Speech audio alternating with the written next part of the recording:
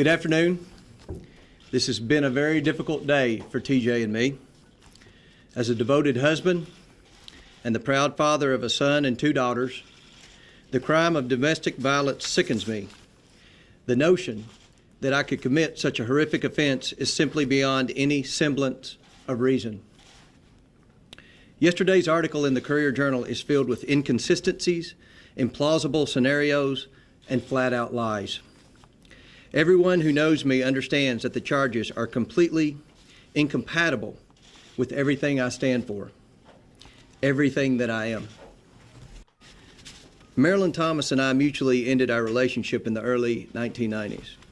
I flatly deny the allegations that we had an abusive relationship. Those allegations are untrue. I did not drive Marilyn to a medical clinic. I flatly deny that accusation. It is untrue. When we ended our relationship, we ended on amicable terms. In fact, in June 2001, we met at the FFA convention in Lexington, and we shared a warm hug after I introduced her on stage. 2 months later, Marilyn and I met in New York City. She contacted me and wanted to bring me a gift. This was a very nice and kind gesture. I have a copy of the book here for you to look at. As you can see, the note in the book references my friendship with Marilyn. Let me explain that paragraph. In 2001, the state FFA convention was held, if I'm not mistaken, in Lexington. And the state FFA, that's Future Farmers of America, she and I were state FFA officers. That's how I met her. And the state FFA convention is an annual convention every year where part of the program, they have a 10-year reunion, a 25-year reunion, and a 50-year reunion of former state FFA officers. I remember this because, if you'll remember, former Representative Royce Adams from Grant County was he was having his 50-year officer reunion team, and I was having my 10-year officer reunion team. I want to add, at that time, I was already a state representative. I was already a statewide elected official representing Monroe, Metcalfe, Cumberland, and Greene counties. That was the first time I had seen Marilyn in a long time, probably since college. And the president gets to introduce the former officers on the stage. And I introduced my officer team. About half the officer team was there. And after we got through introducing the officers, we hugged. Then we went back, and the former officers had a little reception area where you would reflect on old times and talk about where you lived and things like that. I found out, she told me she lived in Connecticut, close to New York City. And I said, well, that's interesting. I'm going to New York City in 3 weeks for the National Conference of State Legislatures. Some of you were probably there. I know Representative Hoover was there, and people like Ellen Williams were there, and most of the members of the General Assembly were at that NCSL conference in New York City. And she said, we exchanged cell phone numbers, and she said, I'll look you up. Well, I didn't think anything about it. And while I was in New York City, she called me. And she came to the Marriott on Times Square. That's where we stayed, if my memory's correct. And we met in the little hotel area, the little restaurant area. And she said, I have a gift for you. Normally I don't keep gifts, but I collect political books. And she told me that she was living with Lowell Weicker, who was then either a current United States Senator from Connecticut or a former United States Senator from Connecticut. And he was an independent. He was contemplating running for president. He had written a book entitled Maverick. She gave me this book, and I kept it because I collect political books and I read political books, and he was an interesting fellow. And he signed it on the inside. It says, James, with highest regards and admiration for your public service, Lowell Weicker. P.S. I'm trying to get Marilyn out of my house and back to Kentucky so she can vote for you. That was given to me, and that was the last time that I saw Marilyn Thomas. I thanked her for the gift. Clearly, this was 10 years after we had ended our relationship. Marilyn felt comfortable seeking me out for a visit and to deliver me a very kind gift. one I've kept to this day. That visit and kind gesture took place much closer to the time when we were dating than today. Today, more than 20 years after we ended our relationship, these bizarre and untrue allegations have emerged just 2 weeks before the primary election. The fact that the Courier-Journal is publishing this garbage is a reflection on them, not me. They should be ashamed of this Rolling Stone-style journalism. As the newspaper descends into irrelevance, they have tried to claim my scalp as a means for their own financial rescue. The Courier-Journal piece is the culmination of a year-long campaign conducted by my political rivals, a group of shadowy characters who have corrupted Kentucky politics for decades. Their insidious influence has degraded our public debate.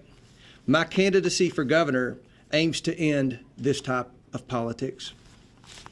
I've hired counsel to advise me, and I'm considering legal action against those who have been shopping these lies, as well as the Courier-Journal for publishing them.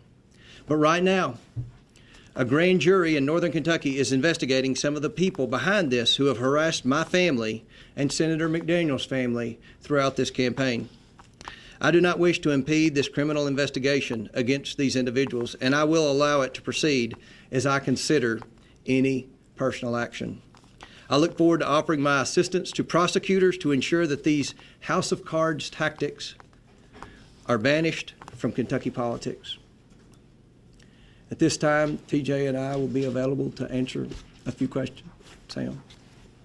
Mrs. Comer, has the commissioner ever assaulted you, and would you believe any of these allegations? Absolutely not. Jamie and I grew up together. We're from the same hometown. If you know anything about small towns, I knew everything about Jamie Comer, and I still do.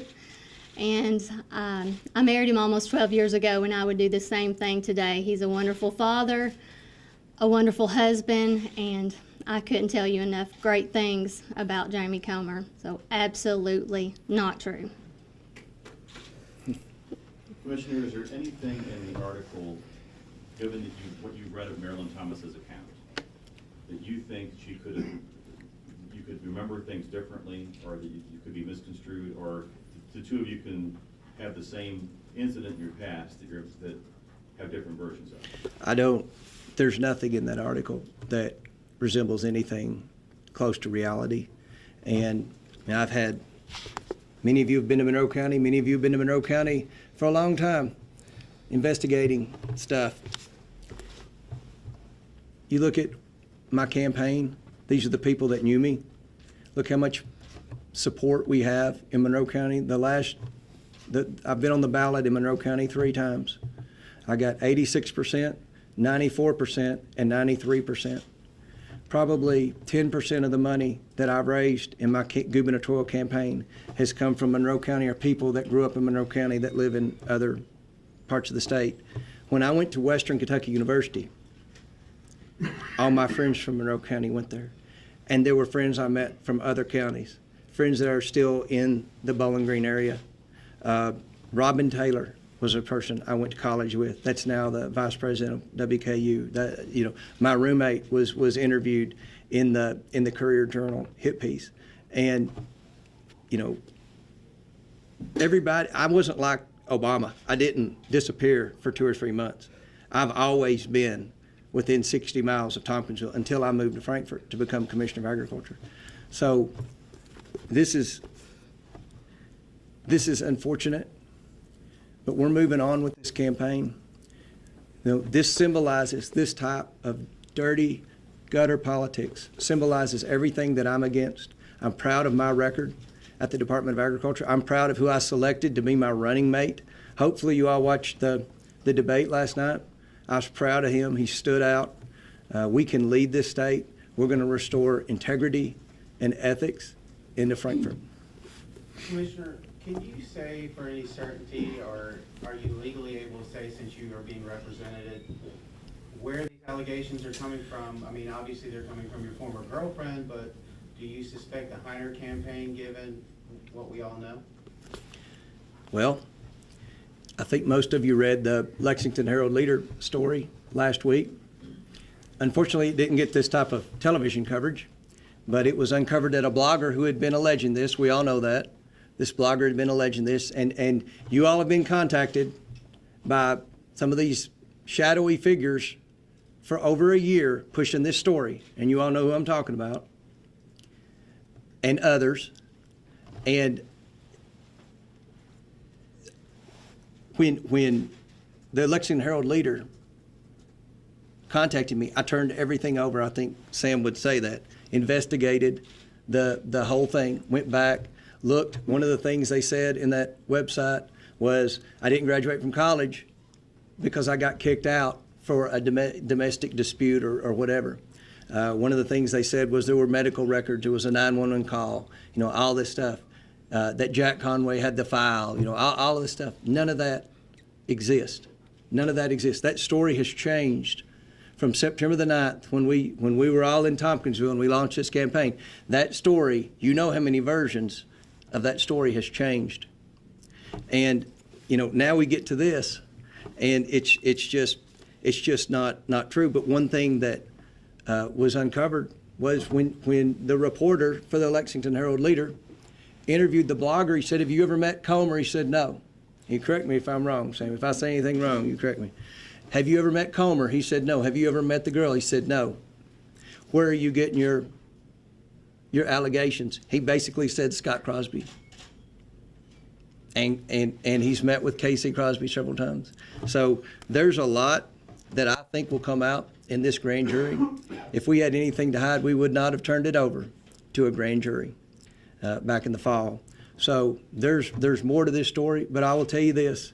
This election's 2 weeks out. We got polling in about an hour and 15 minutes before this story broke. The polling was conducted Sunday night and Monday night, and we've regained the lead. We regained the lead, okay? Among the 404s, it's a pretty good lead. It's the first time we've been in the lead in about, 10 weeks? 9 weeks? And it's a coincidence that the night of the lieutenant governor debate, which I think has been an issue, or should have been an issue in this election, the night of the lieutenant governor debate and the day before we announced the success of this hemp program and all the new companies that have relocated to Kentucky and made an investment in this state, just so happens to come out and say this and make these false allegations.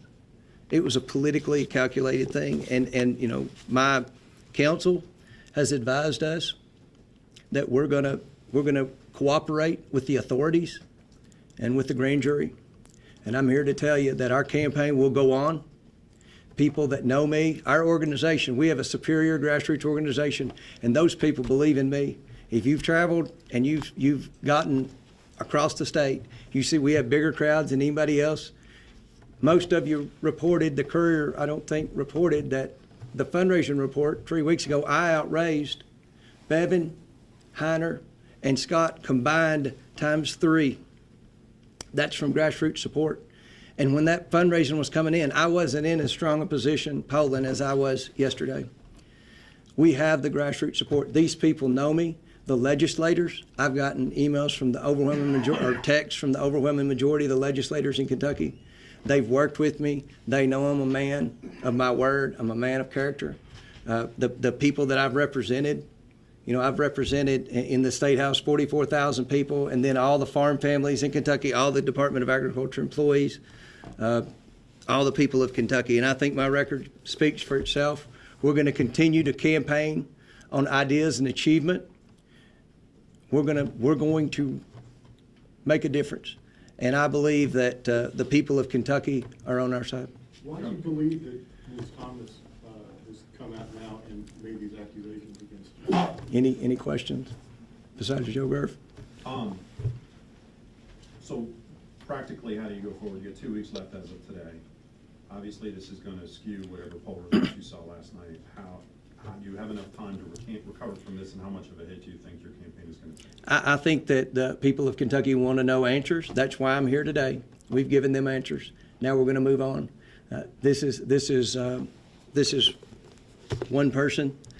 I've represented a lot of people over the past 15 years. I have relationships. TJ and I grew up together. Our fathers graduated from high school together in 1959 at Tompkinsville High School. Our families lived a block from each other. The people know me, and they're standing with me on this. There's no pattern of this behavior. Can I follow? And we'll take one more. Your attorney in this story seemed to question Ms. Thomas' mental health. Do you agree with that? I don't know. I have nothing bad to say. These allegations are false. We're moving forward. I've answered them.